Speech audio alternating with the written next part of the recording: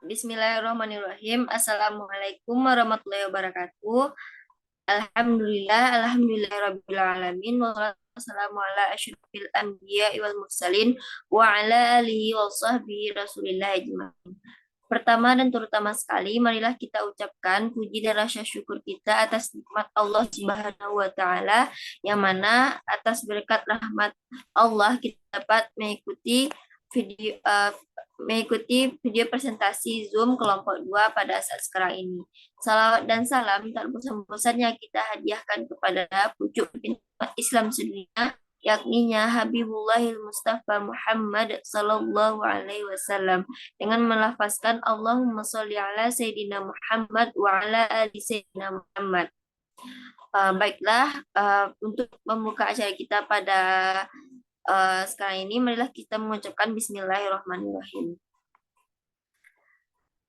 Langsung saja, kami dari kelompok 2 akan menyampaikan materi terkait dengan faktor pendorong dalam pengembangan organisasi dengan dosen pengampu, yaitu Bapak Profesor Dr. Rusdinal MPD beserta Ibu Dr. Nofrianti Akhyar MP. Baiklah, berikut anggota dari kelompok 2, yaitu pertama Dinda Amalia Prayoga dengan NIM 2000-2003, kedua Mayang Sofi dengan NIM 2000-2008, selanjutnya yaitu Misi Dwi Suryani dengan NIM 2000-2010, selanjutnya dengan saya sendiri Mutia Rahmah dengan NIM 2000-2011, dan selanjutnya yang terakhir itu Diani dengan NIM 2012. Baiklah, langsung saja pembacaan materi pertama yang akan dibacakan oleh Dinda Amalia Prayoga. Kepada Dinda, disilahkan. Baik, terima kasih atas kesempatannya moderator. Baiklah, di sini saya akan memaparkan materi mengenai faktor-faktor internal yang mendorong perubahan organisasi. Faktor internal merupakan faktor yang bersumber dari dalam organisasi. Faktor internal yang mendorong perubahan organisasi termasuk kebutuhan struktur organisasi yang berbeda, respon perubahan bisnis, penyesuaian ulang jalur kontrol, dan persyaratan personel. Di internal organisasi, faktor-faktor tersebut dapat dibagi menjadi 3 faktor, yaitu organisasional faktor atau faktor-faktor organisasi. Nah, faktor organisasi ini merupakan struktur dan budaya organisasi yang dapat menjadi faktor terhadap pengembangan organisasi. Ketika organisasi menyusun struktur organisasinya, tersusunlah pola hubungan tugas stabil yang berpengaruh terhadap hubungan antar pegawainya. Yang kedua yaitu fungsional faktor atau faktor-faktor fungsional. Struktur dan budaya organisasi pada tingkatan fungsional juga dapat menjadi faktor terhadap pengembangan organisasi, seperti halnya pada tingkatan manajerial. Manajer fungsional akan berupaya melobi sesuai kepentingan mereka sendiri dan mencoba untuk mempengaruhi proses perubahan sehingga perubahan yang terjadi dapat menguntungkan mereka. Kemudian yang terakhir yaitu mengenai individual faktor atau faktor-faktor individual.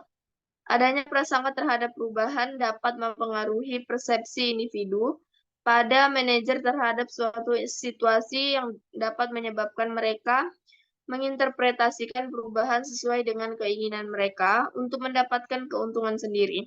Alasan lain mengapa pegawai resisten terhadap perubahan adalah adanya stres dan ketidaknyamanan dalam bekerja, baik untuk para manajer maupun pegawai. Baik, sekian banyak dari saya. Terima kasih, saya kembalikan ke Terima kasih Dinda yang telah membacakan materi terkait dengan faktor-faktor internal yang mendorong perubahan organisasi. Baiklah, selanjutnya pemateri kedua yang akan dibacakan oleh Mayang Sofi. Kepada Mayang. Baiklah, terima kasih kepada moderator. Saya Sofi akan menjelaskan materi terkait dengan faktor eksternal yang mendorong perubahan organisasi. Faktor yang bersumber dari luar organisasi. Organisasi yang baik akan bersikap responsif terhadap perubahan di luar organisasi. memberikan respon perubahan agar organisasi mampu menyesuaikan dengan perubahan tersebut hingga dapat tetap bertahan di tengah perubahan yang terjadi. Kemudian beberapa faktor eksternal yang mempengaruhi pengembangan organisasi, dan yang pertama itu ada teknologi, merupakan hal yang selalu berkembang tanpa henti dan sebagai pengguna harus terus mengikuti perkembangan tersebut agar tidak ketinggalan. Kemudian yang kedua itu ada politik. Nah, apabila ada perubahan politik dalam sebuah organisasi itu, maka organisasi itu harus mengikuti perubahan tersebut. Dan dengan adanya politik tersebut memaksa bahwa sebuah organisasi itu harus melakukan perubahan. Yang ketiga yaitu pendidikan. Organisasi-organisasi yang membutuhkan tenaga kerja profesional yang memiliki keahlian cenderung lebih memilih untuk merekrut anggota dengan kualifikasi akademi atau pendidikan yang sesuai dengan bidang keahliannya. Kemudian yang keempat ada sosial. Perubahan keadaan sosial pada suatu masyarakat berada di sekitar organisasi tertentu akan mempengaruhi kebijakan-kebijakan yang dikeluarkan oleh organisasi tersebut.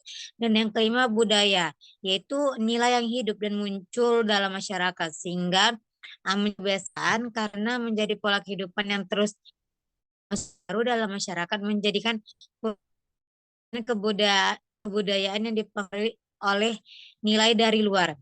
Baiklah, sekian materi dari saya kembalikan kepada moderator. Terima kasih Mayang yang telah membacakan materi terkait dengan faktor-faktor eksternal yang mendorong perubahan organisasi. Baiklah, selanjutnya pembacaan materi yang ketiga yang akan dibacakan oleh Fitriani. Kepada Fitriani, disilahkan. Baiklah, saya akan menjelaskan mengenai faktor-faktor penyebab kegagalan dari perubahan organisasi. Menurut Nadler tahun 1983, ia mengemukakan bahwa dalam upaya melaksanakan perubahan organisasi terdapat 3 problem yang dihadapi, yaitu yang pertama resistensi atau penolakan terhadap perubahan. Yang dimaksud resistensi terhadap perubahan ialah bahwa orang cenderung menolak perubahan dan berusaha mempertahankan status dan kenyamanan kerja sebagaimana yang telah mereka peroleh sebelumnya. Perubahan akan membawa mereka kepada situasi yang kacau sehingga menimbulkan kecemasan. Berbagai kemudahan yang mereka peroleh selama ini juga terancam hilang, setidaknya mengalami perubahan. Mereka sudah terbiasa dengan lingkungannya, menjalin hubungan dengan teman-teman sejawat dan juga pimpinannya. Perubahan organisasi akan merusak berbagai hubungan yang sudah terjalin tersebut. Faktor yang kedua yaitu pengawasan organisasi. Mekanisme pengawasan sebagaimana tergambar dalam struktur organisasi hanya dapat dilakukan efektif pada situasi yang stabil. Dalam masa transisi belum jelas benar siapa pengawas siapa atau siapa bawahan siapa karena strukturnya mengalami perubahan. Selanjutnya faktor yang ketiga adalah kekuasaan. Problem yang ketiga menyangkut masalah kekuasaan. Pada umumnya dalam sebuah organisasi, yaitu termasuk sekolah, terdapat kelompok-kelompok informal yang memiliki kekuasaan dalam mengendalikan organisasi. Kelompok-kelompok seperti itu memiliki pengaruh yang besar terhadap pimpinan dan ikut mewarnai kebijakan-kebijakan yang diambil dalam organisasi. Aktivitas kelompok-kelompok seperti itu cenderung bersifat politis daripada rasional organisatoris. Mereka sudah memiliki kedudukan yang mapan dalam struktur yang berlaku. Dengan adanya perubahan organisasi, suasana menjadi kacau sehingga mereka terancam. Sekian materi dari saya kembalikan kepada moderator. Terima kasih Fitriani yang telah membacakan materi terkait dengan faktor-faktor penyebab kegagalan perubahan pada organisasi. Selanjutnya pematerian terakhir yang akan disampaikan oleh Misi Dwi Suliani. Kepada Misi, disilahkan. Baik, terima kasih moderator. Nah, di sini saya akan melanjutkan materi yang mana itu terkait dengan faktor lain yang menyebabkan penyebab kegagalan perubahan dalam organisasi. Nah, di sini ada 5 lain. Yang pertama itu ada perubahan berlebihan. Nah, menurut pakar ahli Stensaker, itu dia mendefinisikan perubahan berlebihan dengan adanya 2 definisi. Yang pertama itu perubahan berlebihan terjadi manakala sebuah organisasi melakukan berbagai macam perubahan, namun perubahan-perubahan tersebut tidak terkait satu sama yang lainnya. Berarti di sini dapat disimpulkan bahwasannya ketika melakukan perubahan, berarti organisasi ini melakukan hal-hal baru dari hal perubahan yang dia lakukan. Nah, di sini justru sebaliknya perubahan yang beraneka ragam tersebut terkadang saling bertolak belakang juga. Nah, yang kedua itu perubahan berlebihan terjadi ketika sebuah organisasi menginisiasi dan juga melakukan usulan perubahan baru, padahal plan yang sedang berjalan atau yang sedang dijalankan atau bahkan yang belum selesai itu belum dievaluasi dengan baik. Nah, yang kedua itu manajer tidak tahu prinsip-prinsip perubahan organisasi. Nah, manajer penanggung jawab implementasi perubahan tidak atau kurang menyadari prinsip-prinsip fundamental dan juga pendekatan yang terkait dengan perubahan dan juga pengembangan dari organisasinya.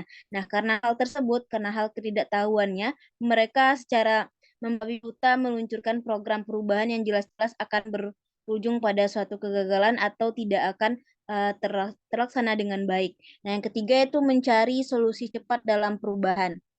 Nah, walaupun manajer telah cukup mengetahui teori dan juga praktek pengembangan bahkan dari perubahan organisasi tersebut, mereka kerap tergoda pada solusi mudah dan perbaikan secara cepat. Nah, godaan itu mungkin terdorong oleh mendesaknya perubahan atau mungkin manajernya menganut prinsip atau pendekatan manajer yang biasa disebut dengan KISS. Nah, KISS ini pada umumnya diterjemahkan menjadi keep it simple, yang mana itu adalah menekankan pentingnya hal-hal yang bersifat sederhana dan penting mencapai tujuannya. Jadi di sini seorang manajer lebih memfokuskan apa yang menjadi tujuan dan itu bagaimana caranya agar tujuan tersebut dapat tercapai. Berarti di sini seorang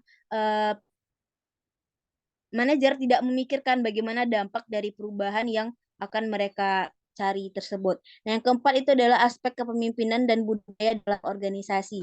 Salah satu kepemimpinan adalah memakai gaya otokratis. Nah, hal ini menyebabkan rendahnya keterlibatan karyawan dan juga komitmen manajer senior agar menyumbang pengalaman mereka pada proses perubahan serta rendahnya keterbukaan manajemen tentang sasaran dan juga metodologi yang akan ia pakai. Nah, selanjutnya hambatan-hambatan yang lain yang amat potensial menghambat kemampuan orang berubah adalah norma dan juga nilai-nilai, bahkan juga konfigurasi kekuatan yang ada dan juga kerjasama antar fungsi yang lemah.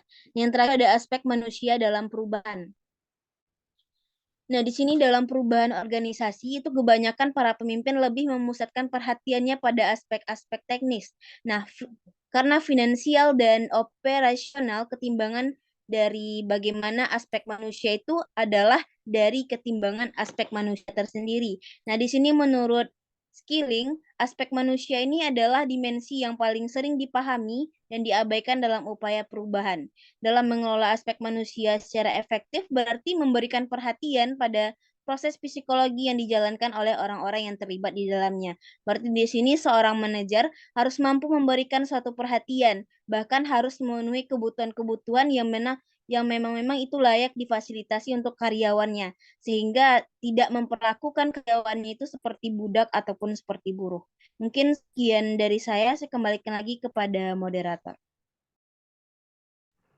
Terima kasih Misi yang telah membacakan materi terkait dengan faktor lain yang menjadi penyebab kegagalan perubahan dalam organisasi.